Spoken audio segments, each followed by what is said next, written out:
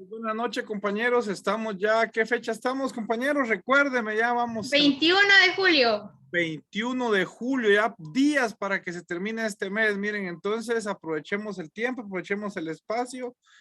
Con mucho cariño les estoy preparando un examen. Miren qué curioso, porque los puntos van a estar, la verdad, bastante fácil. Solo que se los voy a evaluar hasta el día jueves. ¿Estamos? Porque quiero darles una clase un poco intensa el día de hoy. Vamos a aclarar algunas dudas también el día miércoles y el jueves, si no se me escapa, vamos a empezar con el primer laboratorio. Va a ser un laboratorio a libro abierto. Ojalá lo tengan abierto, pero también lo tengan ya en el pensamiento, en la cabeza, que hayamos construido ideas que podamos fundamentar todo el demás contenido que viene posteriormente dentro de la carrera.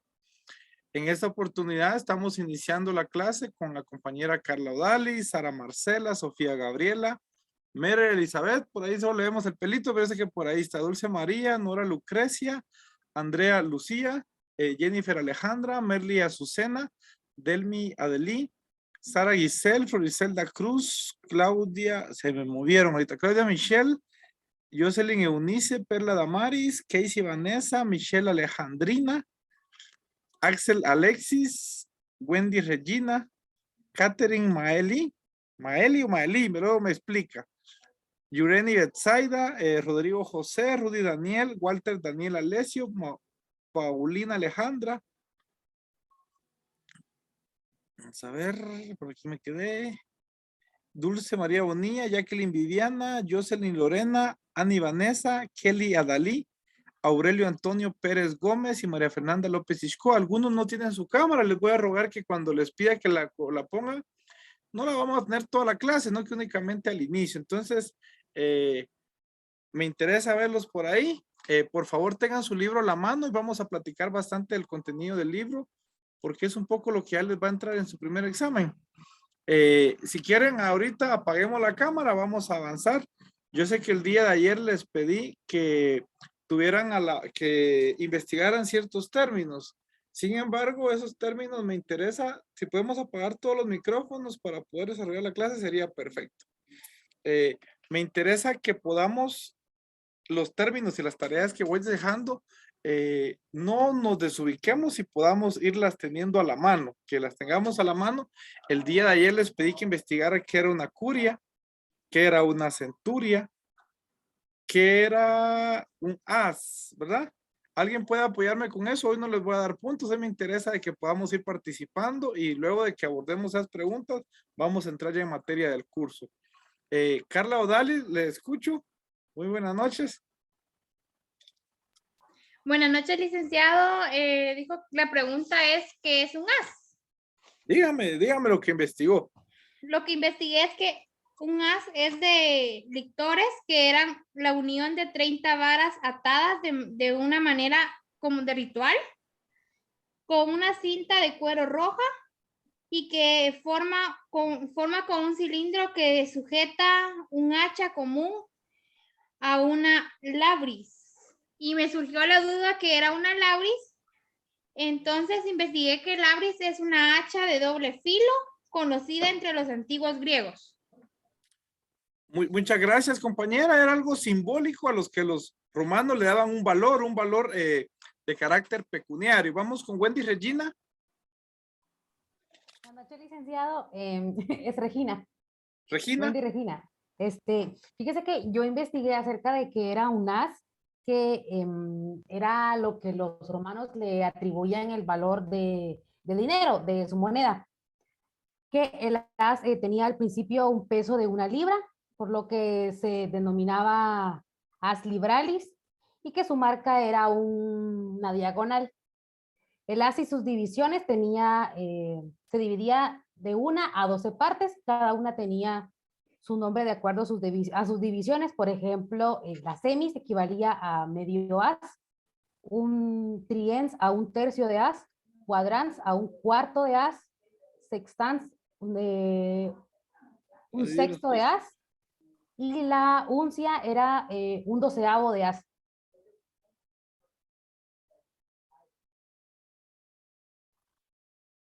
Bueno, excelente su participación. Si se dan cuenta, No vamos a entrar en materia de, permítame. Me refiero a que tengamos claro, tal vez definir un valor o una ponderación sería tal vez un poco difícil, tendríamos que profundizar más en el tema. Entendámoslo que era un mecanismo, una forma en que los romanos hacían notar que una persona tenía acumulado cierta cantidad de riqueza y lo lograba representar a través de ese mecanismo que eran los haces.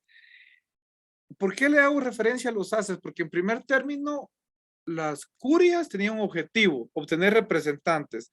Luego las centurias eran grupos más grandes de 100 curias para organizarse. Entiendo yo que eso investigamos. Y luego los haces, ¿por qué se relaciona?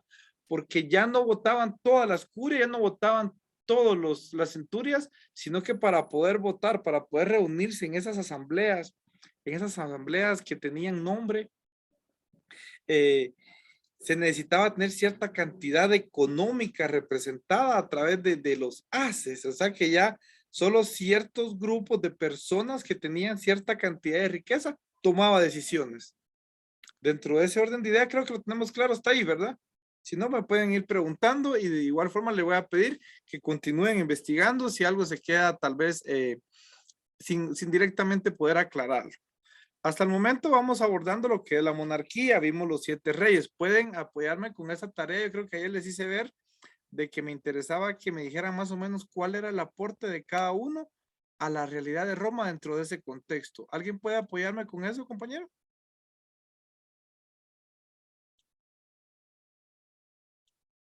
Andrea Lucía. Buenas Gracias. noches, licenciada. Buenas noches, Andrea. Le voy a leer lo que dice en el libro. Dice que Exacto. Rómulo fue el que creó el Senado. A su muerte le sucedió Numa Pompilio, la cual fue una monarca muy piadosa, de quien, según se afirma, introduce la práctica religiosa en Roma. Después fue Tulio Hostilio y Anco Marcio. Estos son reyes guerreros que consolidaron el poder militar.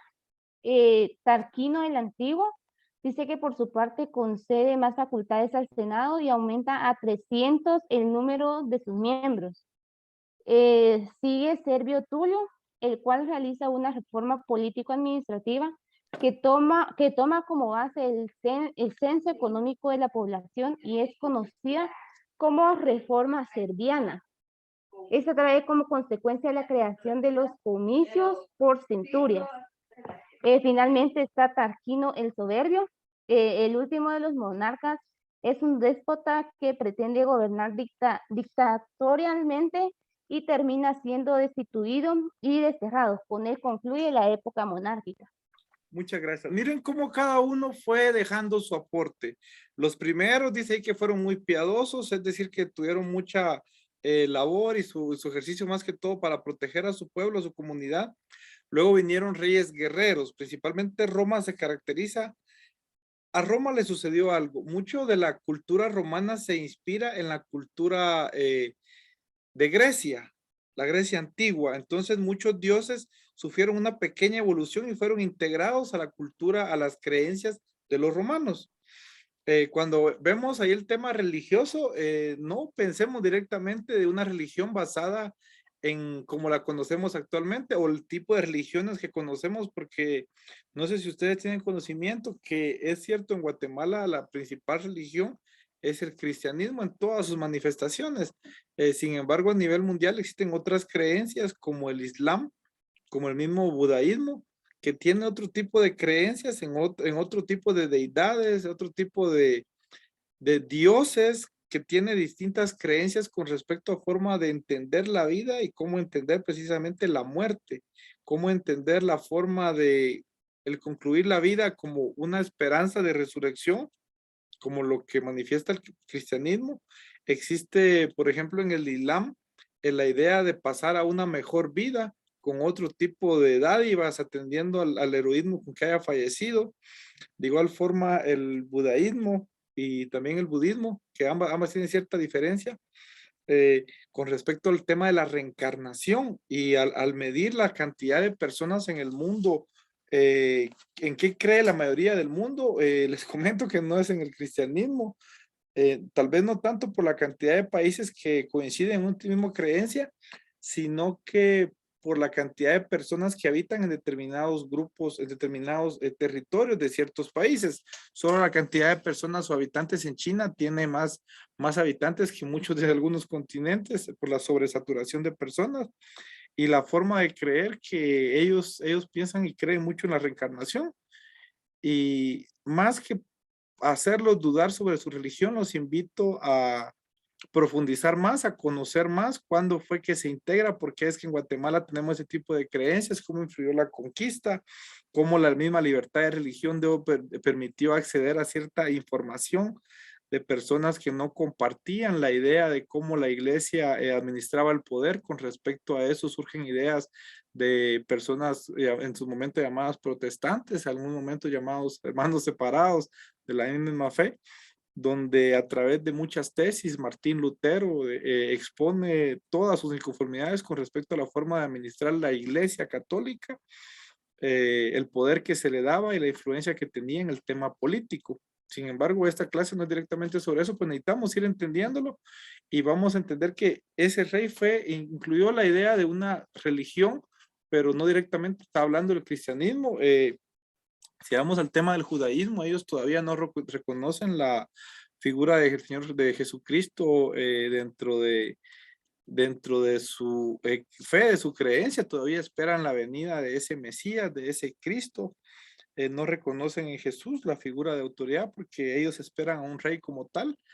Tendrán sus argumentos, tendrán su fundamento muy valedero y lo que los invito es a conocer, profundizar más. El tema religioso es muy amplio, la teología es hermosa y la verdad que nos quedamos cortos con lo que a veces sabemos o creemos saber. Y si usted ya profesa una religión, pues tampoco dude de ella, no que al contrario, lo invito a conocer más, a profundizar más y a conocer un poco de historia, que eso le va a ayudar a tener mejores argumentos y mejores fundamentos.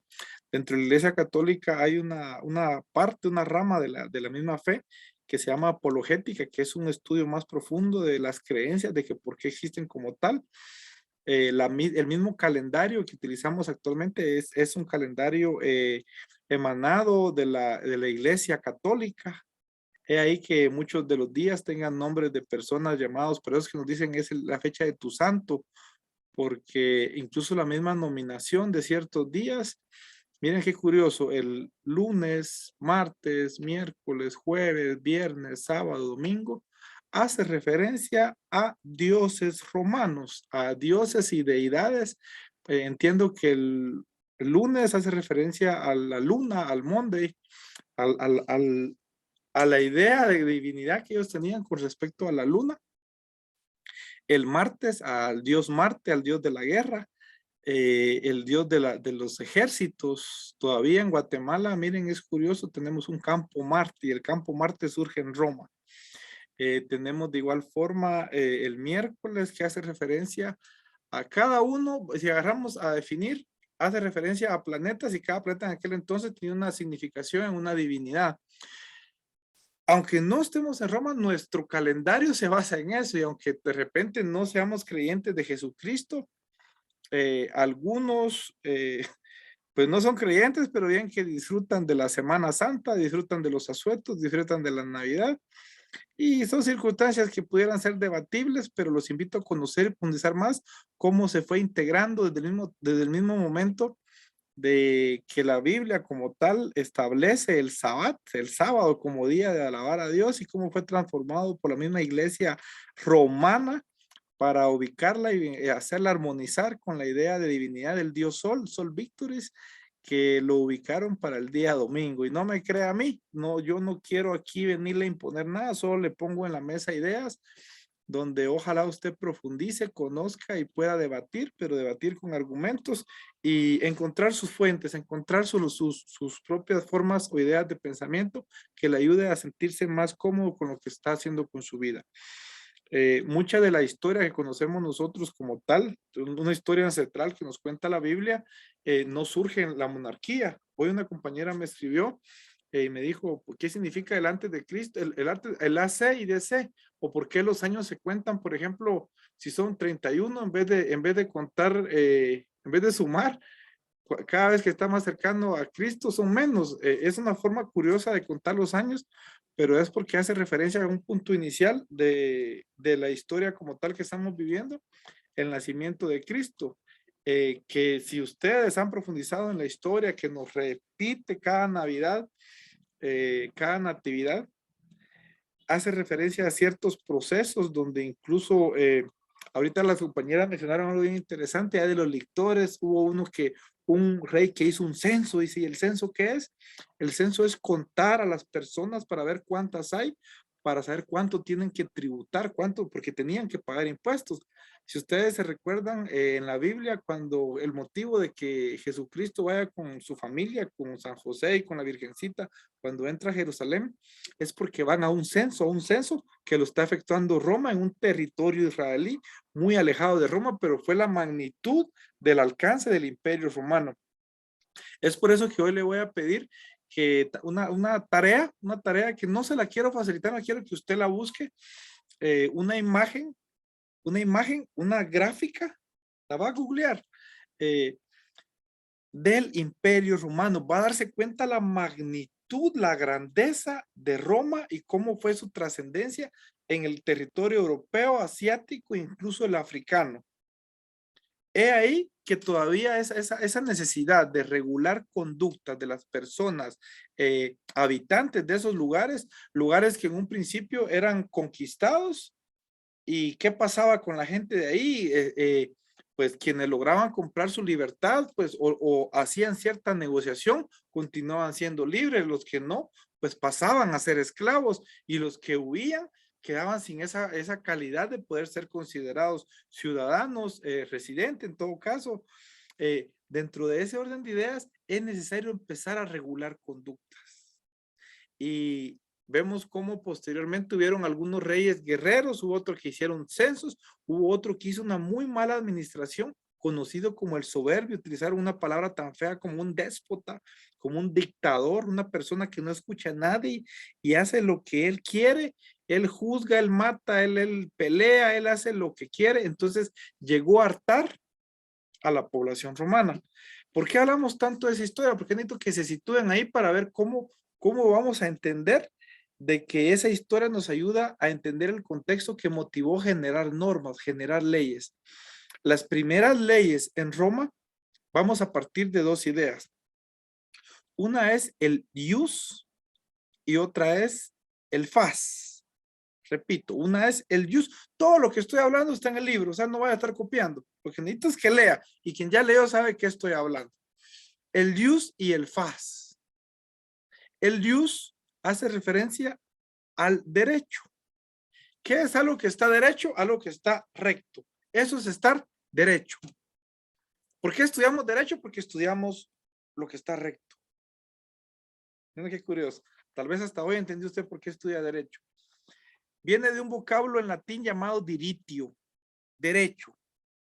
¿A qué hace referencia a eso? ¿Han visto ustedes que cuando hacemos referencia a hablar de justicia, la justicia, cuando la buscamos ejemplificar, se ejemplifica por una mujer, una diosa? Esa es una diosa que era griega y que pasó a ser posteriormente adaptada por los romanos, llamada Justitia. Así se llama esa mujer que está con los ojos vendados, que tiene ciertas características, como que está con ciertos andrajos de ropa, que está con algunas veces con alguna como espada, ¿sí? Que está con una balanza y que está con los pies descalzos pisando una serpiente. Todo eso son símbolos que tratan de contar una realidad. La justicia es una persona justa. ¿Qué tiene? Escuche bien. Si usted se inclina hacia un lado, ya no está haciendo derecho, ya no está haciendo justo. Ahí ya no hay justicia. Si cuando usted toma una decisión, se inclina por alguna persona. Lo justo es lo que está derecho. He ahí que tenga una balanza, pues la balanza está sin inclinarse a ninguno, porque eso se trata la justicia. Sin embargo, tiene los ojos cerrados para que entienda que no hay parcialidad hacia quien está administrando justicia. pero a la vez se mofa, se burla, parándola como una serpiente que machuca, escuche bien, que siempre pica tristemente la justicia a los pies descalzos. ¿A qué hace referencia a eso? Es una especie de recordatorio que lamentablemente, si usted va a darse cuenta, muchas de las cárceles están llenas por aquellas personas que no han podido solventar una situación tal vez de un pago, tal vez el robo que hizo era algo muy leve. Entiendo yo, miren cómo me da tristeza. Nada justifica un robo, nada justifica un delito o un asesinato, ni mucho menos.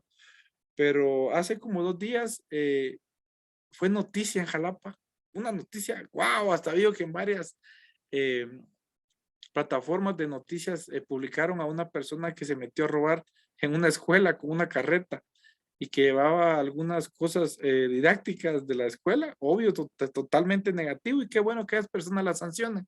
Sin embargo, lo publicaron como que hubiera sido saber ni qué golpe la delincuencia, como que saber ni qué situación de logro hubiera sido, cuando realmente entiendo hay mucho crimen, hay muchas situaciones de corrupción, hay muchas situaciones de, miren cuántos asesinatos llevamos en tal vez una semana, cuántos asesinatos que han tenido algunos resultados mínimos, e incluso se habla tampoco de algunas situaciones porque se está poniendo delicado la criminalidad en Jalapa, pero no se está abordando igual. ¿A qué hago referencia con eso? Tristemente, la justicia hace eso. Pica a los pies descalzos, a las personas más sencillas, a los más desprotegidos, y al que tal vez tiene cómo librarse, tiene cómo pagar abogados, cómo pagar multas, cómo pagar cauciones, que tristemente también son legales hasta cierto punto. Al que tal vez no se robó lo de la escuelita, no que se robó, a cada vez que hay abastecimiento de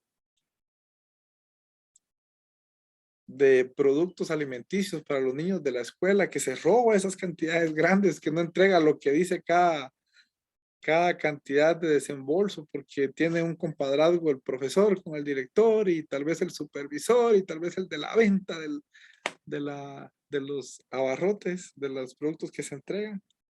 Y tal vez a ellos sí no los persigue, porque esa justicia, esa labor social tan triste que se aleja. Hoy por hoy tenemos mecanismos de defensa para esas personas. Se ha logrado disminuir hasta cierto punto, sin embargo, aún deja mucho que desear. Hago referencia a eso porque esa justicia hace referencia al jus. El jus es una fuente del derecho romano. ¿Qué es una fuente? Y esta clase hoy es de fuentes del derecho romano. Ya hemos visto un poco de historia, ya vimos un poco lo que son los 7 reyes. Me interesa empezar a hablar de fuentes del derecho, porque este curso no es de historia, este curso no es de Roma, este curso no es de Rómulo y Remo, este curso es de derecho, y el derecho necesitamos entender todo eso porque es donde surge. ¿Dónde surge? ¿Dónde es la fuente del derecho? ¿Dónde son las fuentes del derecho? Donde emana, donde fluye, donde principia, donde hay un nacimiento. Ese nacimiento es en el jus y en el fas. ¿Qué es el jus? Es todo lo correcto, lo recto, ¿sí? Lo que está estable sin parcializarse. ¿Qué es el fas? No sé si a ustedes, estoy seguro que sí. Se les ha dicho algunas cosas que le dice, te va a castigar Dios. Si se dan cuenta, muchas iglesias, principalmente católicas, han habido hechos tal vez lamentables donde no sé si ustedes han visto que actualmente han asaltado algunas iglesias, se han robado imágenes antiguas, se han robado hasta lugares donde obtienen la limosna. Han habido algunos hechos lamentables, pero se ha dado. Lamentablemente, no sé si será en el mundo, pero se ha dado. Pero en su gran mayoría no. Si usted va a ver las iglesias, las abren, tal vez hay una persona ahí que solo está tal vez haciendo limpieza mientras la gente va. Nadie se roba nada. Nadie se roba las imágenes, nadie se roba los candelabros de oro, nadie se va a robar las túnicas del sacerdote, nadie le mete la mano ahí a los lugares donde está la ofrenda. Tal vez antes era más, pero ahorita ya están cayendo algunos picarazos por ahí que están rompiendo esas ideas, porque se les ha olvidado esa idea. El FAS, al principio, ¿qué es el FAS? Es una idea de derecho, de normas, de conductas, de reguladas por una idea divina, por esa idea de te va a castigar Dios. La idea de algo que no entendemos, algo que se nos ha inculcado a tal grado que uno lo cree y uno dice, si lo hago me va a ir mal, no porque lo diga una ley, sino que porque Dios lo dice. Y entonces debo respetarlo y se tiene como algo valedero y cierto, aunque no esté escrito. Pero se nos ha inculcado muchas situaciones como esas. El no casarse con familiares directamente, un vínculo de consanguinidad, el no casarse con menores de edad.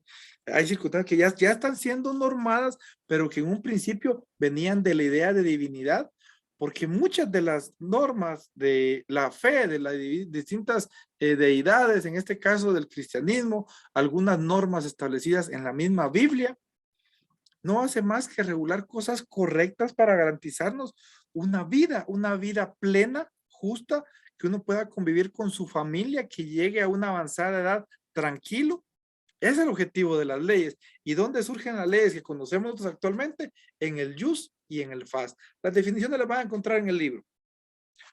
Pues no conformes con eso, hubo una necesidad, escuche bien, las principales normas que uno conoce en la vida son las que le enseñan en el hogar, en la cuadra, en el pueblo, ¿sí? Esas formas de conducta que se transmiten de generación en generación, y aunque no estén escritas, en primer término en Roma, en la monarquía como tal, surgieron las denominadas mores maiorum. Ahí está en el libro, no lo copie. Cuando lea va a darse cuenta que ahí está una de las principales fuentes del mores maiorum. Mores maiorum, entiéndalo como los consejos que los antepasados, que los ancestros le han dado a los habitantes más jóvenes de cómo vivir la vida correctamente.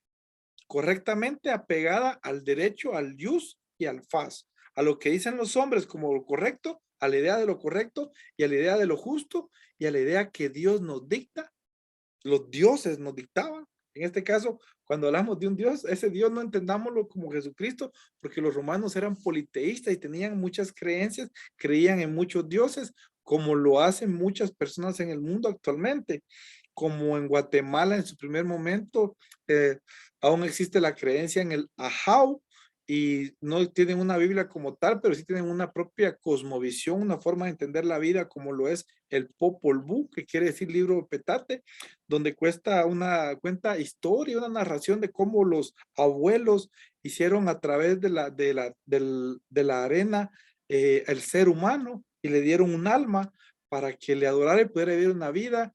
Y hubieron unos gemelos, y hubo la luna, hubo el sol, hubo un inframundo. Los invito a conocer un poco también la cosmovisión maya para entender un poco la forma de pensar de esas personas.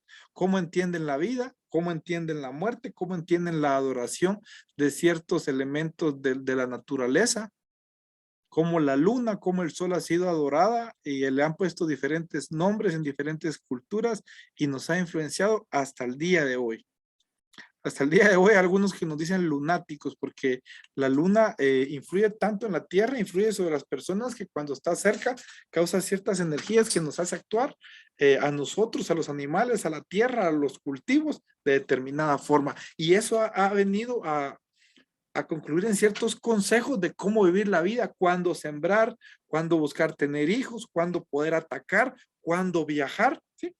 Todas esas cosas han generado sus consejos. Esa sabiduría se ha transmitido y se ha vuelto ley, y fue una de las primeras fuentes del derecho, llamado mores maiorum. ¿Dónde está en el libro? No se preocupen en prescribirlo. Posterior a eso, ya habían esas ideas de lo que era correcto, lo que era justo, lo que decían los dioses, lo que debía respetarse, cómo debíamos vivir en curias, en centurias, cómo los haces, cómo se tenían los comicios. ¿Qué eran los comicios?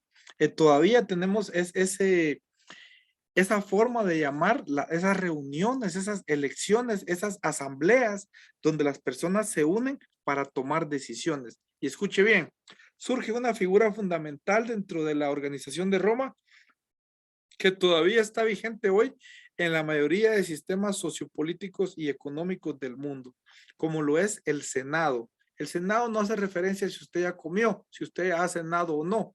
Hace referencia a un grupo de personas que en primer término lo creó Rómulo y se integraba de una cantidad de personas, muy pocas, que representaban esas curias, esas tribus.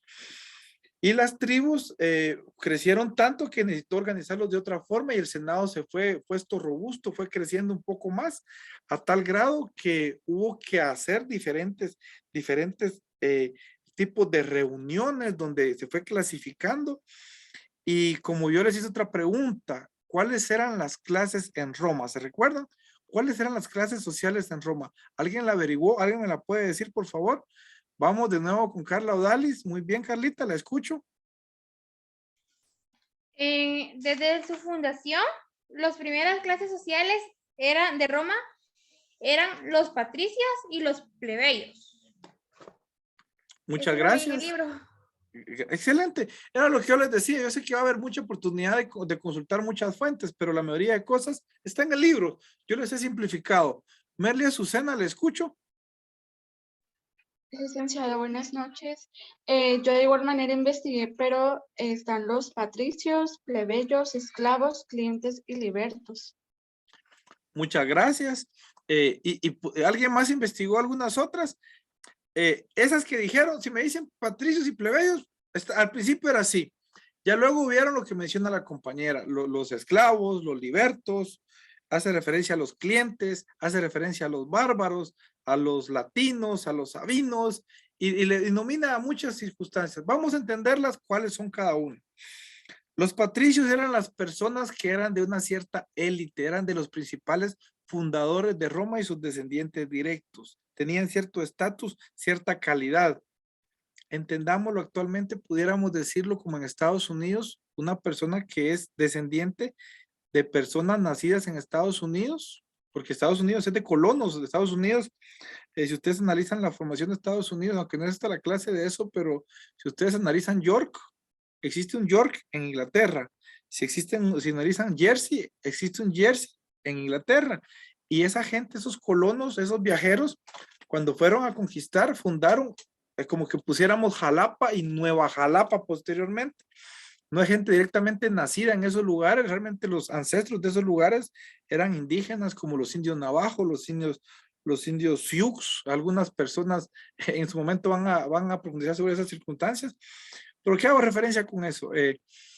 El nacer en un lugar le da cierto estatus y cierta calidad, pues los patricios como tales eran descendientes de gente oriunda nacida en Roma, y va a conocer, va a investigar y le voy a pedir porque se lo voy a preguntar quiénes eran los patricios o a quiénes se les consideraba patricios, quiénes eran los plebeyos. Era gente también a veces nacida, pero que no era de gente libre, sino que era gente que pertenecía a un pater familia, que no gozaba de una libertad para disponer qué hacer con su vida, si se iba de la guerra, si se quedaba, si compraba, no, él obedecía a él. Entonces, esa gente, en primer término, fueron los plebeyos. Miren qué curioso, porque actualmente muchos de ustedes, lamentablemente, escuchan esa música llamada de banda, y la música banda dice, o no plebe, sí o no plebe, dice, ¿verdad que se dice? Y hace referencia, mire, la plebe es supuestamente la gente pobre, la gente que tiene una condición no de ciudadano, sino que la gente, sí, compañera Carlita, ¿le escucho? Yo investigué otro poquito más sobre los patricios y los plebeyos. Dígame, vamos a ver. Los patricios son los que tienen el estatus social alto, por decir los más ricos. Y los plebeyos es decir como los esclavos en tiempo de antes. Y que los patricios son todos los miembros, eran todos los miembros de los padres fundadores de Roma, y que el principal líder religioso era Pontífice Maximus. Eso es lo que investigué yo. Muchas gracias, Carlita. Muy interesante su aporte. Pues tengamos claro eso. Pues miren qué curioso, porque el mismo nombre uno usa, yo no uso, pero hay personas que usan esclavas. Y las esclavas eran formas de hacer, de evidenciar personas que no eran libres y que a través de ese signo característico se hacía referencia a que pertenecían a alguien. Ese era en un primer término lo que dio origen a las esclavas.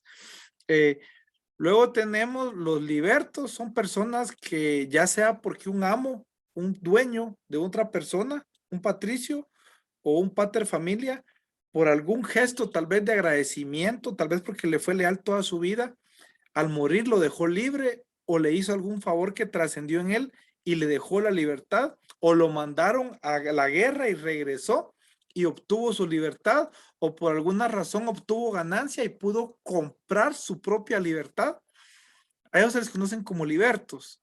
Y tenemos también los esclavos, que son personas que no son solo las personas plebeyas que tal vez nacieron en esa condición de pobreza, sino que pudo haber sido una persona libre, una persona, o tal vez un patricio, que por su forma de vida desarreglada, por sus compromisos, por sus deudas, por su mala administración, se vio tan obligado a venderse su propia libertad y volverse un esclavo para evitar la muerte. Miren qué curioso. Pues aquí hago referencia con eso. En primer término, las decisiones solo la tomaban los ricos en favor de los ricos. Tristemente no ha cambiado mucho la cosa. Más de 2000 años para acá, en 2022, tristemente se refleja todavía esas circunstancias. Sin embargo, los patricios eran menos y la plebe era más. ¿Cómo pasa actualmente? Los ricos son muy pocos, las familias en Guatemala realmente acaudaladas, no son ni 20 y se casan entre ellos. Es gente que no tenemos ni idea la cantidad de dinero que tiene, y lo invito a leer un poco más sobre eso.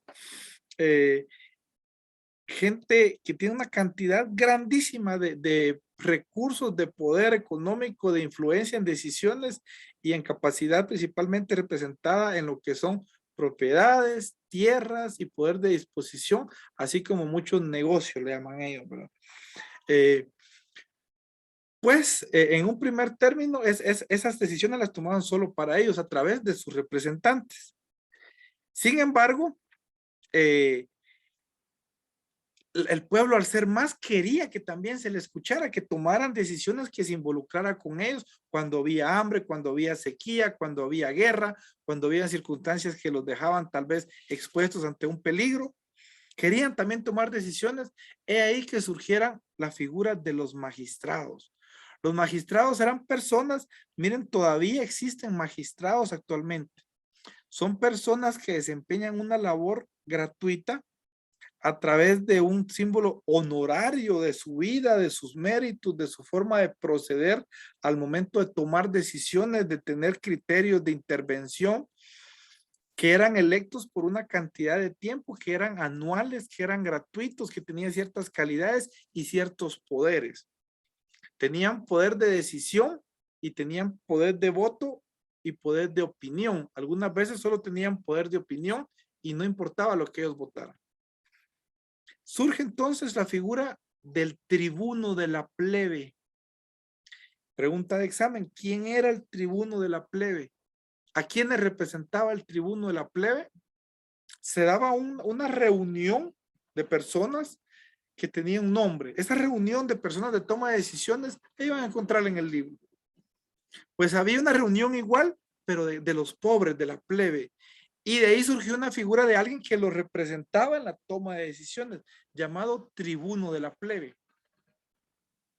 Y el Senado como tal surgió al inicio, cuando lo crearon, como un pequeño grupo de consejeros, de gente inteligente, gente que conocía al pueblo, conocía los intereses, las necesidades, como es actualmente en teoría un consejo municipal.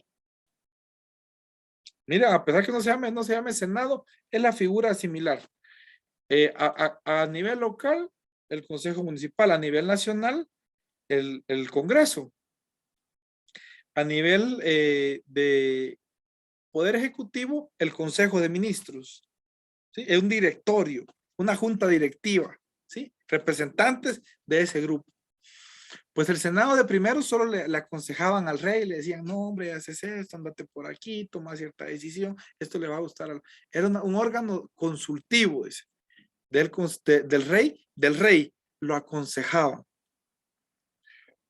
Pero llegaron a tener tanto poder, tanta incidencia, tanta representación, que sucedió algo. Al último rey, al séptimo que menciona ahí, a Tarquinio el Soberbio, él trascendió tanta su mala administración que dio nacimiento a otra figura del Senado. El Senado ya no fue solo consejero, no, que buscó hacerse del poder. Y la gente ya estaba harta de los reyes, porque él se dedicó a que odiaran a los reyes. Todas sus actitudes fue en contra del pueblo. No se preocupó por los verdaderos intereses de la población, a tal grado que lo que buscó la gente fue que ya no hubiera un rey.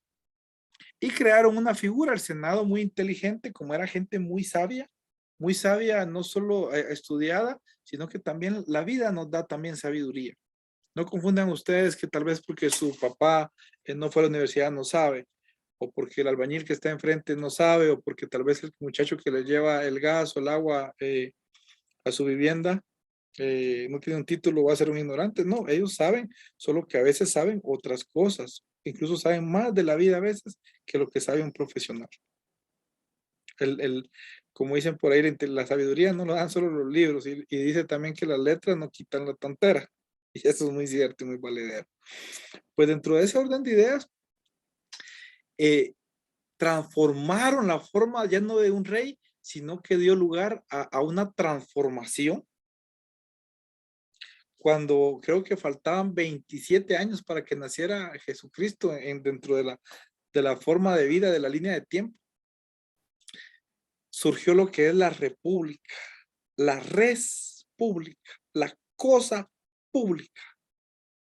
La República Romana hace referencia, creo, no, 27 años antes terminó la República y dio paso al imperio. La primera etapa, perdón, es la monarquía, que tardó 300 años antes de Jesucristo hasta el 27 antes de Jesucristo, porque ahí se transformó nuevamente, pero dio nacimiento, vamos a irnos en orden, a la república. ¿Qué es la república? Es la res pública.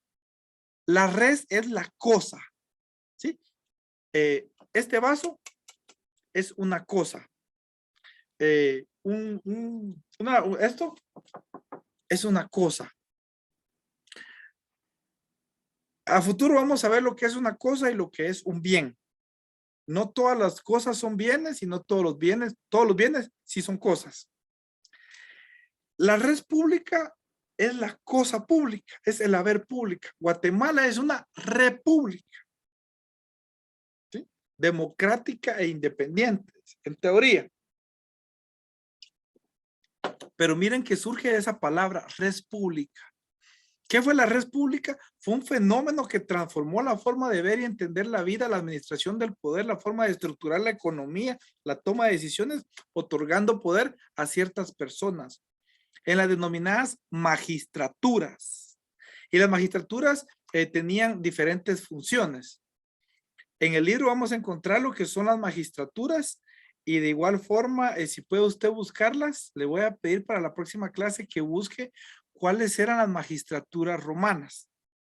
Estaban los ediles, estaban los cónsules, estaban los pretores, estaban los censores, estaban los cuaestores, cada uno con una diferente función, cada uno con diferentes facultades, cada uno nombrado para diferentes periodos y cada uno tenía determinada labor dentro de la administración romana. Ahí mismo también se tiene que incluir al tribuno de la plebe, porque fue hasta ese momento la república que el tribuno de la plebe fue aquel que representaba los intereses de los pobres. Miren qué curioso. Dentro de ese orden de ideas, el tribuno de la plebe vino a darle voz y voto a la comunidad, a los pobres. Y fue una medida inteligente porque a través de solo un magistrado, los que realmente estaban tomando las decisiones importantes lograban que al pueblo se le tratara de involucrar en ciertas decisiones, tal vez no tan importantes, y lograban tenerlo tranquilo y obediente, que era el principal objetivo. Esas magistraturas dieron lugar a crear formas de control, de dominio, de regulación de conductas. Imagínense si estuviéramos en el aula. ¿Qué es lo que hacemos de primero? Como estamos hablando mucho, es necesario que pongamos ciertas normas. ¿Quién las pone? ¿O por qué les voy a hacer yo caso? ¿O por qué me van a hacer caso? Pues en alguna oportunidad es porque tenemos un interés, dos intereses. Uno va a ser porque queremos aprender, que debería ser el ideal, y en otro caso es porque necesitamos ganar para avanzar en nuestra carrera. Tal vez no nos gusta el curso, tal vez nos cae bien el abogado, el licenciado que está dando clase, pero como tenemos interés en avanzar, tenemos que cumplir con las normas que él o ella ponga. Cosa que no estoy diciendo nombres. Dentro de esa estructura de necesidad de regular conductas, surge en primer término, como bien dijimos, el jus, el fas. Esos ya estaban desde que existió la conciencia del ser humano en otros pueblos y que surgió en Roma como tal, ya fortalecido el jus y el fas. Luego vino el mores maiorum y viene trascendentalmente, ahí me salté una etapa fundamental dentro de las fuentes del derecho romano, en la monarquía como tal, las 12 tablas. Las 12 tablas conocidas como la ley decemviral. Porque en un primer término eran 10 tablas, eran 10 consolidados de información de normas, que posteriormente se extendió a 12 y que cada una está detallada en el libro qué trataba cada tabla, qué decía, qué regulaba, qué trataba de normar dentro de la conducta del ser humano para poder ser un ciudadano romano, para poder ser parte de esa Roma, de esa república romana, de esa monarquía. Tuvimos que habernos basado nuestra vida en esas 12 tablas. Esas 12 tablas fue una reunión de información de qué edad casarse, cómo era la alimentación de los hijos, qué era la figura del divorcio como tal. En Roma ya existía el divorcio, a pesar que la religión no lo aceptaba, ya existía la figura del divorcio. ¿Qué pasaba con los bienes, la propiedad, la posesión, el usufructo? Cuando nacíamos, cuando nos daban algo, cuando vendíamos algo, cuando comprábamos algo, cuando moríamos, ¿qué pasaba con nuestra herencia, con nuestro legado? Cuando donábamos algo a título gratuito o cuando nos lo compraban. Ese algo podía ser personas, podía ser propiedades, podía ser bienes. La familia como tal y los bienes en aquel entonces incluía también personas. Según la condición que les comentaba, cuando eran esclavos, tenían la misma situación de un objeto. Tristemente, la esclavitud como tal, hasta el siglo pasado dejó de existir en Estados Unidos. Miren qué curioso, un país tan próspero llegó a comprar personas de color. Es ahí que tengamos en Guatemala, en Izabal, muchas personas de color que eran esclavos que traían desde África acarreados, comprados, torturados, amarrados, amontonados. Y cuando los barcos paraban, todavía hacían una selección de las personas tal vez que no consideraban aptas físicamente, ya sea porque traían alguna enfermedad o porque no lo veían tal vez en las mejores condiciones físicas o atléticas, porque a lo que iban era a trabajar las tierras que ellos no podían trabajar, como todavía se sigue haciendo. Las personas que emigran son las que hacen los trabajos que las personas que viven ahí no desean hacer. Ahora es por una cantidad económica, antes era por una cantidad económica, pero para un tercero que vendía una libertad, salían a cazar a esas personas y a los que iban como que descartando, los fueron dejando en Honduras, en algunos de lugares de las Antillas, o bien algunos que escapaban y se fueron quedando. Ve ahí que tengamos población garífuna en Izabal. Abordando de nuevo el tema y retomando, con respecto a las libertades, a la forma de administrar y a la necesidad de crear normas, fueron surgiendo y evolucionando esas normas. Me avisan, vamos a ver que ahora tenemos 44. Vamos a avanzar un poquito.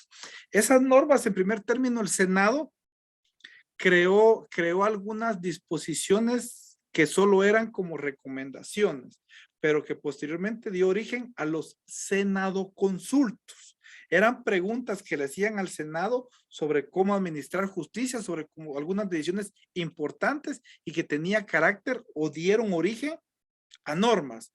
Actualmente se consulta a los conocedores de las leyes cómo interpretar determinadas leyes y reglas creadas por ellos mismos. Miren, hoy pongo un ejemplo, el tema de las restricciones presidenciales para el uso de la mascarilla. A pesar que no sea directamente en el Congreso, pero el Congreso crea ciertas disposiciones que son de carácter general en su aplicación y que cuando no las entendemos les preguntamos al Congreso cuál era su interpretación. Eso surge en los senadoconsultos porque era el Senado el que en primer término aconsejaba, pero después eso pasó a ser una ley. estaban los plebiscitos. Los plebiscitos eran normas, eran decisiones, eran leyes emanadas de esas reuniones, de esas asambleas, de esos comicios celebrados dentro de la plebe. La plebiscitos generaba normas, generaba leyes para la plebe. Ese era el origen de los plebiscitos. Y acá en el libro vamos a darle lectura. Todo lo que voy hablando está en los primeros 2 capítulos. Hoy avanzamos bastante en eso, en lo que eran los comicios y todo lo que estoy hablando, mira, aquí lo va a encontrar. Por eso no le pido que lo apunte, pero sí me interesa que lo lea. Todavía no hemos entrado al término, solo estamos hablando casi que del primer capítulo. Tenemos lo que es dentro de las fuentes, ya hablamos de los prescriptos, perdón, los prescriptos imperiales, era ya en la etapa del imperio que todavía no hemos abordado, pero como norma me interesa abordar lo que sí tenemos. Los comicios como tales del rey, fue creada las fuentes formales del derecho en la monarquía y luego vamos a ubicarnos en lo que son las fuentes de derecho en la república. Para algunos está en la página del libro 12, para otros creo que está en el 13. Y si cambia esa, me indican por favor, a partir de ahí me interesa que podamos leer. Me indican dónde está eso, donde dice fuentes formales del derecho en la república. ¿Qué página es? En el mío comienza en la 12, pero la mayor parte está en la 13. Exacto. Es porque tiene el libro que tengo yo. Sin embargo, algunas personas que están comprando una edición, creo que es esta es la 4ª edición, creo que la 5ª edición va a cambiar esa página. Por eso es que no me baso yo en páginas, sino que me interesa, le voy citando los subtítulos como tal. Hace referencia a la primera, que es la ley. Y la ley son las que son dictadas, dice, por el pueblo a través de esos comicios. Las 12 tablas las enumera en la página posterior a ese subtítulo, donde nos dice lo que cada uno regulaba o normaba. Luego explica qué son los plebiscitos, luego los senadoconsultos, luego los edictos de los magistrados. Miren, esa palabra todavía está vigente. Los edictos son publicaciones. ¿De quién? De los magistrados, que regulaban y daban origen a ciertas decisiones que debían ser observadas desde el momento que son publicadas. Hoy por hoy todavía se utiliza el término edicto con respecto a que hay ciertos procedimientos de carácter jurídico que debe llevar una publicación en un determinado periódico, ya sea de mayor circulación o bien uno especializado como lo es, hay un periódico nacional, algunos aquí ni lo conocen, pero lo van a conocer en su momento. De igual forma, hay en los juzgados, hay una pared, una especie de pizarra donde publican y hay ciertas cosas que las notifican ahí y desde que el momento que son pegadas ahí, tiene carácter obligatorio su implementación. Y escuche bien, y voy a ir terminando la clase hoy con esto, lo que es la jurisprudencia. ¿Qué es la jurisprudencia? Juris proviene de justo, de juris, de justicia. ¿Y qué es la jurisprudencia?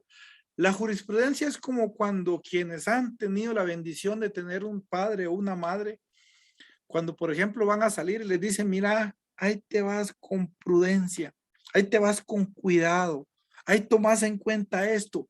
Eso es irse con prudencia, es como con una mayor atención, ¿sí? ¿Qué es la jurisprudencia? Son consejos de cómo interpretar, cómo respetar, cómo actuar, tomando en cuenta la idea de lo justo. ¿Estamos claros? ¿Qué es la jurisprudencia? Son una especie de consejos. ¿Dónde lo encuentran en el libro? ¿Qué le pido, por favor, que lo lea? ¿Por qué le pido eso? Porque el primer laboratorio que va a ser ¿cuándo, compañeros? El día jueves. No va a ser presencial, no me han dado ninguna instrucción, entonces asumo yo que lo vamos a hacer en línea. Vamos a hacerlo, vamos a ver en qué forma. No va a ser de responder preguntas, sino que va a responder, vamos a ver qué forma le damos. Si es de responder preguntas, voy a tratar de encontrar la forma que no se copien, pero que podamos asimilar el conocimiento y ustedes me logren evidenciar que han aprendido lo que estamos haciendo. ¿Qué le pido? Que leamos. Hoy lo vimos pinceladas. Me interesa que el día miércoles ya puedan preguntarme, puedan opinar, puedan contradecir y sobre todo que construyamos conocimiento. En favor de encender su cámara en este momento, por favor.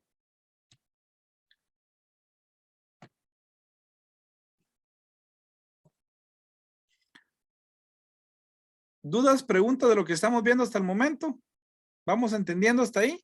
Dulce María, ¿cómo vamos? ¿Vamos entendiendo? Sí, Lick. Va. Yo sé que van a haber bastantes dudas. Hay palabras. Miren, pues si yo les preguntara aquí en latín todo, pues yo no quiero que pierdan. Yo quiero que ganen, pero que ganen los que aprenden. ¿Qué le pido? Que no vaya a leer a última hora. ¿Qué le pido? Que tenga su libro. ¿Qué le pido? Que por favor se tome el tiempo de... hoy me gustó mucho que me preguntaron. Pues pregúntenme sin pena. Si yo no les respondo tan inmediato, al nomás tener la oportunidad yo les respondo. Si me escribe tal vez a las 3 de la mañana, va a ser difícil que le responda, pero mañana tipo 10 de la mañana por ahí le estoy respondiendo con todo gusto. Démosle un buen uso a la tecnología. Hay mucho contenido, hay videos, hay circunstancias. Si usted pone en el YouTube y pone fuentes formales del derecho romano, le va a dar una clase de 20 minutos. Hay abogados, hay buenos expositores de universidades, hay mucho trabajo en grupo que han subido estudiantes muy buenos y muy acertados, muy valederos. Es por eso que hoy le voy a pedir algo. Miren qué bonito. Como acá estamos el pueblo, no le voy a decir la plebe, tampoco los patricios, porque aquí estamos término medio. ¿Qué vamos a hacer? Le voy a pedir que si ya está organizado por grupos, pues me lo hace llegar, pero me interesa, miren, pues, si yo los asigno, no sé cómo los voy a dejar. Me interesa que ustedes, por su afinidad, por su compadrazgo, se logren organizar. Entiendo yo que hoy tenemos en clase 32, ayer teníamos casi 40, hoy faltaron varios, imagino que va a tener su justificación, pero de igual forma yo le voy a dejar colgada la clase para que pueda participar. Me va a hacer favor de hacer grupos, miren qué curioso, de 7 personas. Y cuando digo 7, no son 6, no son tampoco 8. Ay, Lick, es que fíjese que somos 8 el grupo de amigos, miren que, ay, que no, ¿qué hacemos? Que no queremos dejar sola a aquella, que va. ¿De cuánto es el grupo? De 7. No es de 8. Y al final, como es común, va a haber un grupo, porque hay un montón que van a sobrar, que por un motivo, ya sea alguna causa que no asistieron hoy o no pasan pendiente, no tienen grupo. O cuando quieren meterse en grupo no los quieren porque ya los conocen o no sé, pero por alguna situación al final sobran siempre compañeros. Con todos los que sobren yo voy a hacer otro grupo. ¿De cuántos van a ser los grupos? De 7. Miren, pues yo no soy autoritario, yo no soy un déspota, no quiero tampoco venir a pelear. A mí la universidad me encanta, yo tengo, bendito Dios, ya más de 10 años de ser profesor. Miren, a pesar que no nos vean tan grandes de edad, pero si algo tenemos esa experiencia, yo lo que quiero es facilitarle conocimiento, quiero que gane, entonces quiero hacer lo que trabaje y que aprenda principalmente. Si me dice Lick, fíjese que el grupo de 7 no funciona. Hay quienes me dicen, ¿sabe qué? Yo no tengo tiempo para andarme reuniendo, no me agrada andar ahí porque muchos solo platican o cuando se reúnen no van a hacer nada. Yo quiero trabajar solo. Le voy a dar la chance si quiere trabajar solo. Si quiere hacer su grupo de 3, eso sí no le doy chance. Va a ser los que sobren. Y pues lo ideal es que haga su grupo de 7. Si tuviera ahí alguna justificación, mire, yo la verdad quiero hacer mi grupo de 8. Tendría que darme una muy buena razón para que yo se lo permita. Porque vamos a empezar por poner algunas reglas. ¿Por qué? Porque les voy a dejar una tarea en grupo. Les voy a dejar que hagamos un video. Miren qué bonito, pero todo va a su tiempo. Y ese video va a costar 10 puntos. Entonces empiece ahí a platicar. Ahí de repente hay uno que es bueno para hablar, otro que de repente no es bueno para nada, pero tiene buena compu. Otro que tiene buen internet. Otro que tiene ahí el libro, otro que tiene bonita letra, que se vaya tratando de buscar gente que sea útil, no tanto el que sea el gran amigo, porque a veces cuando son amigos lo que hacen es no hacer nada y como es amigo de una buena gente, le dejan todo el trabajo y no se trata de eso.